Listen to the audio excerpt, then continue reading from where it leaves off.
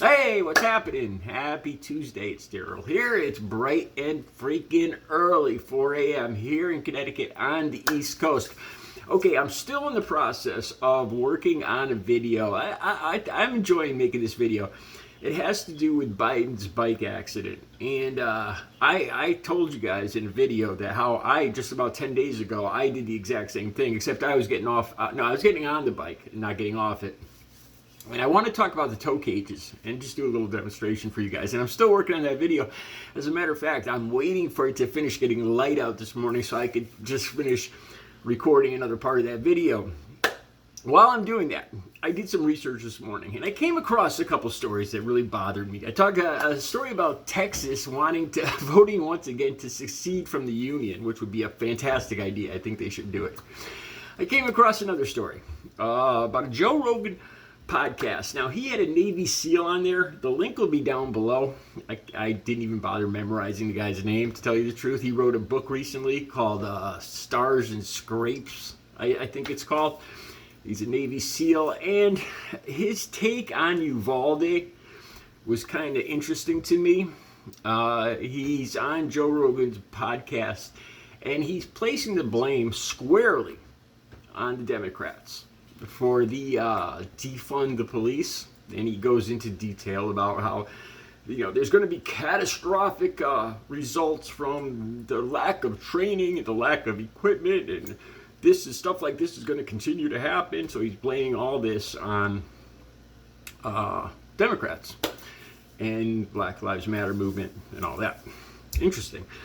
And I started thinking, there's another link down below where I think it's from the Texas Tribune, where they interview the police chief that was there that day. And he says how he ran into the building without, he left his radio and his keys, so he couldn't unlock the door, and he couldn't talk to any of the other officers. He couldn't coordinate anything because they would jangle, and the intent would whip him in the head when he ran.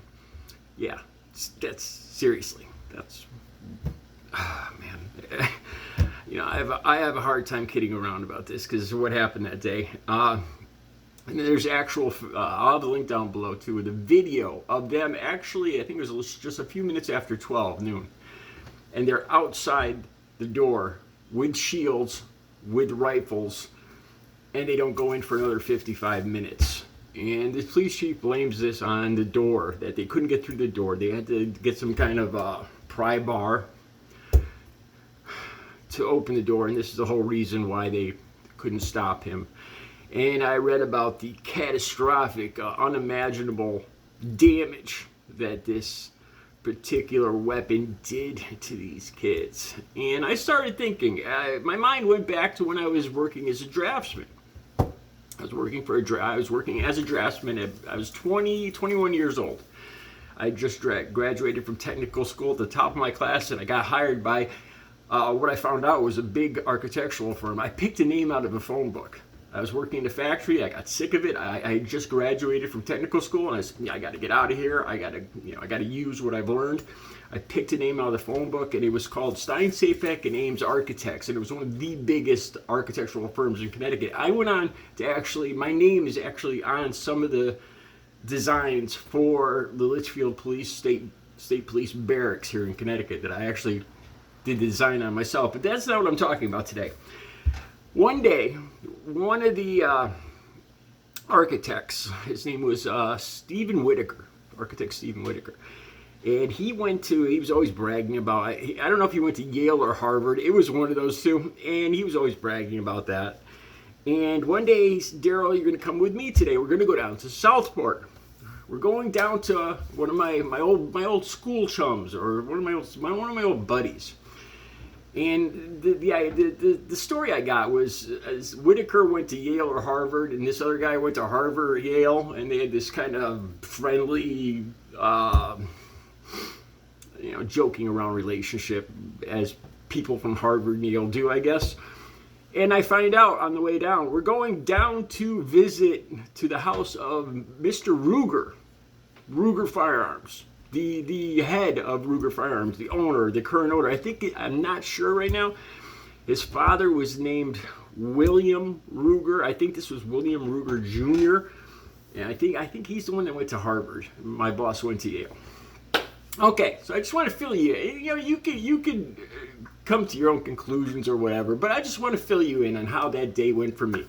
Now, I was a young draftsman working there. I was the youngest guy at the firm. So we get down to Southport. It's a beautiful, large house. I wouldn't call it a mansion, but it was huge. At least 20 rooms, 5-car garage, tennis courts.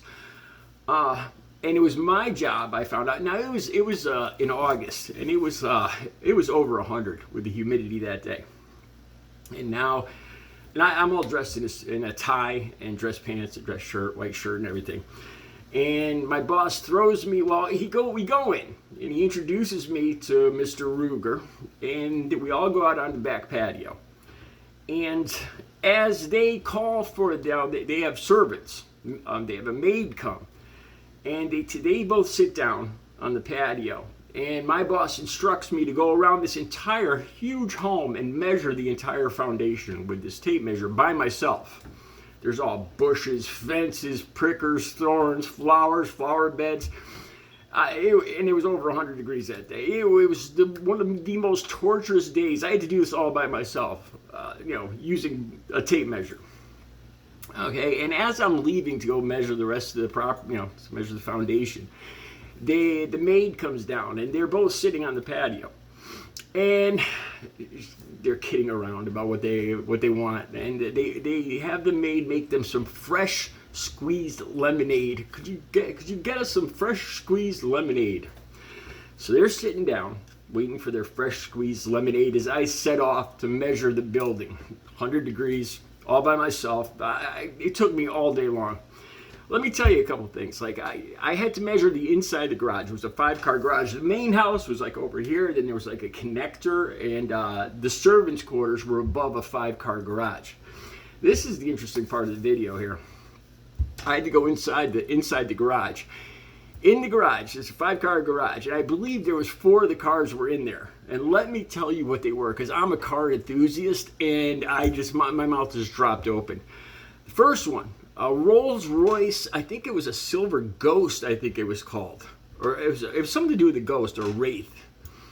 That was one of them. Then there was a yellow 442 convertible Oldsmobile, a freaking dream car. A 1987 black Grand National. You guys, most people my age remember that year. That's a famous car.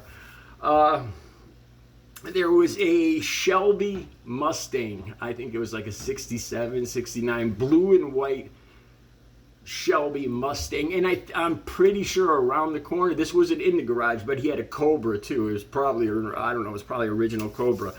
But there was the Oldsmobile 442, the Shelby Mustang, 67, 69, I don't know, the Rolls Royce, and the Grand National. Unbelievable 4 or 5 cars in this garage.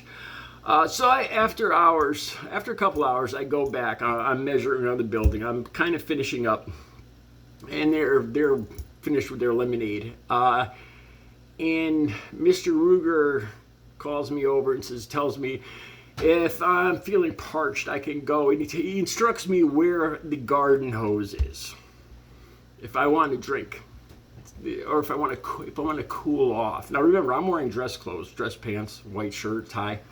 If you want to go cool off or get a drink, the garden hose is around the building. As they sat there finishing their fresh squeezed lemonade that the maid had brought them in this beautiful, huge house in Southport, Connecticut. Take away with it what you will. Like I said, it just, as I was thinking about how Republicans and how they defend, their right to bear arms and the Second Amendment and all that. And then it just started, the one person actually in the industry that I ever met in my life was Mr. Ruger of Ruger Firearms, and the way he lives, from the money that is made from these weapons. Just take away with it what you will. Just something I wanted to share with you guys. I'll be back later with my video about the bike and tow gauges and Biden and his little fall. I just want to. The point of the video is this happens to me. This happens to everybody. It's easy. It's easy. And the taller you are, the more likely it is for you to fall off a bike because it's the side of your seat. All right, that'll be the next video. You guys have a great Tuesday.